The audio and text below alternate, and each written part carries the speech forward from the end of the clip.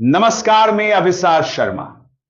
बिहार विधानसभा चुनाव 2025 के नतीजे आ चुके हैं और ये नतीजे न सिर्फ चौंकाने वाले हैं बल्कि अविश्वसनीय भी कहे जा रहे हैं। एनडीए ने 202 सीटों का एक ऐसा प्रचंड बहुमत हासिल किया है जिसने जमीनी हकीकत और एग्जिट पोल को पूरी तरह से ध्वस्त कर दिया है।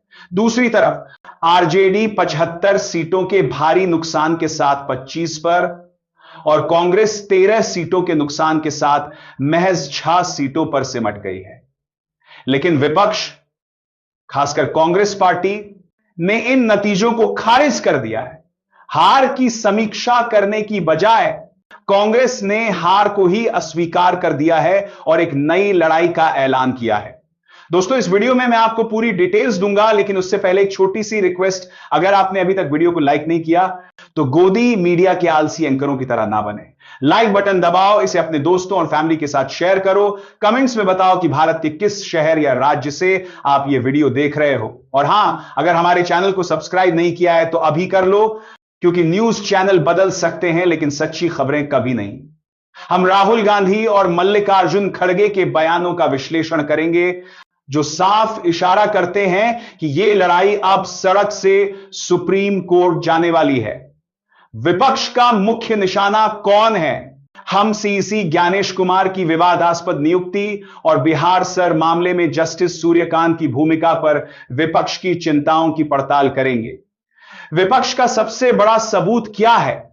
हम आरजेडी और कांग्रेस द्वारा उठाए गए 3 लाख अतिरिक्त वोटरों के रहस्य का विश्लेषण करेंगे। क्या यह वाकई जनता की हार है जैसा कि विपक्ष आरोप लगा रहा है, या यह सिस्टम की जीत है?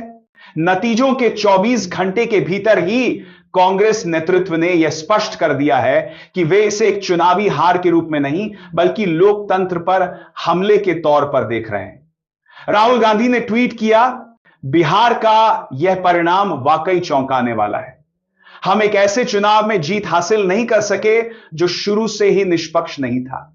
यह लाइन सबसे महत्वपूर्ण है।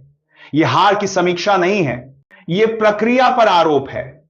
राहुल गांधी ने साफ कहा कि महागठबंधन पर जनता ने भरोसा जताया, लेकिन आंकड़े उस भरोसे को नहीं दर्शाते।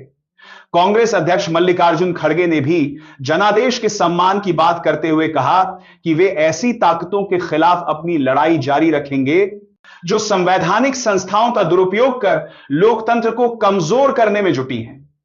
ये बयान साफ करते हैं कि कांग्रेस का अगला कदम ईवीएम या चुनावी प्रक्रिया की वैधता को सुप्रीम कोर्ट में चुनौती देना होगा।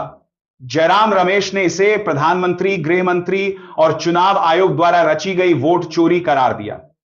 पवन खेड़ा ने कहा, चोर तो छिपकर चोरी करते हैं, जो बिहार में हुआ है यह खुलेआम डाका है। यह बयानबाजी नहीं है, यह एक कानूनी लड़ाई की भूमिका है जिसकी तैयारी अब शुरू हो चुकी है।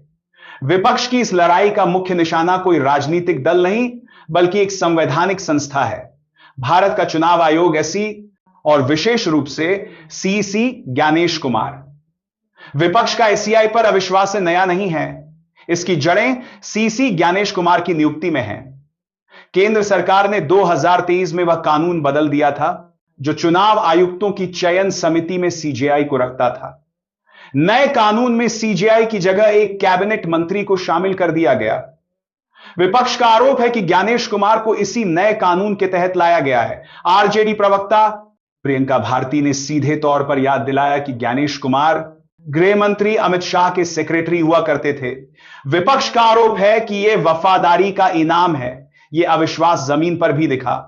आरजेडी नेता मनोज कुमार झा ने नतीजों पर सवाल उठाते हुए कहा, क्या यह समझा जाना चाहिए कि बिहार में बेरोजगारी, पलायन, शिक्षा और स्वास्थ्य कोई मुद्दा ही नहीं थे? क्या आप चुनाव सिर्फ टेक्निकल स्ट्रैटेजी और गुणा गणित के सहारे और आयोग की मदद से जीते जाएंगे? यह आयोग की मदद वाला आरोप ही इस पूरी लड़ाई का केंद्र है। विपक्ष सिर्फ आरोप नहीं लगा रहा है, वे ईसी के ही आंकड़ों को सबूत के तौर पर पेश कर रहे हैं। आरजेडी प्रवक्ता कंचन यादव ने ईसीआई की 2 प्रेस रिलीज का हवाला दिया।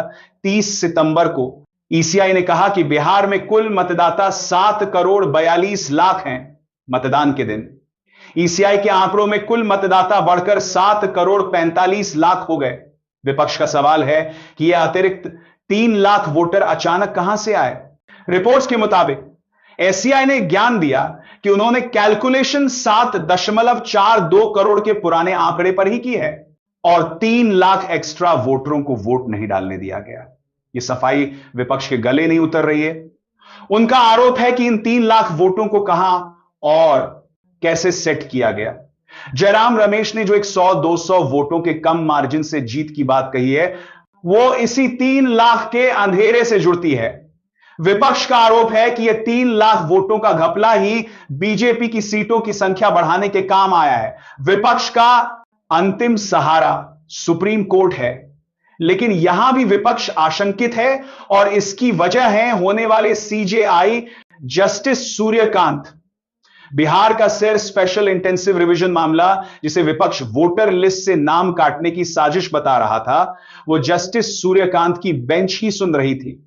आलोचकों का कहना है कि जस्टिस सूर्यकांत ने सुनवाई के दौरान ईसीआई को सख्त चेतावनी तो कई बार दी, जैसे गड़बड़ मिली तो प्रक्रिया रद्द कर देंगे, और एससीआई को आधार कार्ड शामिल करने पर मजबूर भी किया। लेकिन उन्होंने सर प्रक्रिया पर रोक नहीं लगाई और ना ही चुनाव से पहले अंतिम फैसला सुनाया। विपक्ष की चिंता यही है। आरजेडी प्रवक्ता कंचन यादव ने लिखा कि इसे बचाने के लिए माननीय सुप्रीम कोर्ट तो है ही ना, लेकिन साथ ही यह आशंका भी जताई कि जब सीजेआई सूर्यकांत मोर्चा संभालेंगे तो केस के क्या मायने रह जाएंगे। विपक्ष को डर है कि जिस सिस्टम एसी के खिलाफ वे जा रहे हैं, उस सिस्टम को न्यायपालिका से राहत मिल सकती है, जैसा कि सर मामले में देखा गया। बिहार के नतीजे साफ हैं, एनडीए 202, एमजीबी 34, लेकिन कहानी खत्म नहीं हुई है, शुरू हुई है। राहुल गांधी और मल्लिकार्जुन खड़गे के बयानों से स्पष्ट है कि कांग्रेस इन नतीजों को अस्वीकार कर चुनाव आयोग को सुप्रीम कोर्ट में घसीटने की पूरी तैयारी कर चुकी है। यह लड़ाई अब बिहार की नहीं, बल्कि लोकतंत्र की प्रक्रिया की बन गई है। विपक्ष का आरोप है कि यह जनता की हार नहीं, बल्कि सिस्टम द्वारा मैनेज की गई जीत है। यह चुनाव पहले से तय था या नहीं, यह तो अदालत तय करेगी, लेकिन यह तय है कि यह लड़ाई लंबी चलेगी और इसका अंजाम भारत के लोकतंत्र का भविष्य तय करेगा। आज के लिए इतना ही, मिलते हैं अगले वीडियो में, तब तक के लिए नमस्कार दोस्तों।